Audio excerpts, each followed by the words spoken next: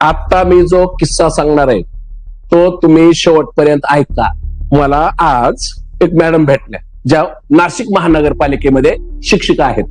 आता म्हणजे त्यांचं 94ची 95 96 जॉईनिंग 25-30 वर्ष झालं शिकवतात तिथं.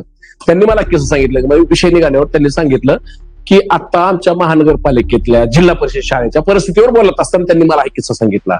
तर म्हणले आता मुलं युपी बिहारची आपल्यामध्ये मजूर यायला लागली, मजूर कामाला, आणि त्यांची मुलं आमच्या शाळेत यायला लागली. आणि आपली मराठी मीडियमची मुलं इंग्लिश मिडियमला चालल्यात. आणि इंग्लिश मिडियमला जाऊन हे फक्त भाषांतर शिकतात, इंग्लिश येत नाही. त्यांनी सांगितलं त्या मुलं यायला लागल्यात, गरीबाची, मजुराची, पाणीपुरीवाल्याची, आणि ती मुलं अभ्यासू आहेत. ती मुलं अभ्यासू आहेत आणि त्याला दुसरीची मुलं 20-20 पर्यंत पाडेपाट आहेत त्यांचे. आणि मराठी मीडियम, महाराष्ट्रीय माणसं मुलाला पाडे दिले म्हणजे बस मॅडम, बस म्हणते. आणि ती म्हणतात अजून किती पाडेपाट करू येऊ.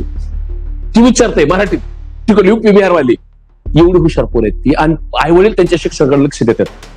ही पोरं महाराष्ट्रात 15 वर्ष राहिली, तिथली नागरिक होणार आणि हे स्पर्धा परीक्षा ती उतरणार आणि प्रशासन त्यांच्या हातात जाणार.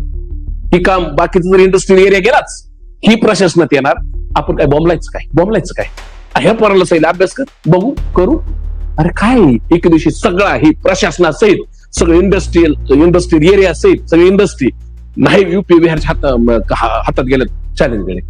आणि शिकायची माणसं मोबाईल घेते, चालतंय, बघतोय. अरे थर्ड क्लासला का तुम्ही का सुधारायचा चुकाय काय?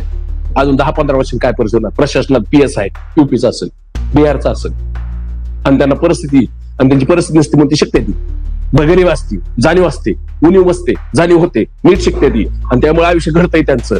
आणि एक दिवस नाही महाराष्ट्र वेळ आला तर चॅलेंज कडे आजचा शब्द आहे, काही दिवसांनी बघा काय होते. अरे डोळे उघडा, नीट अभ्यास करा.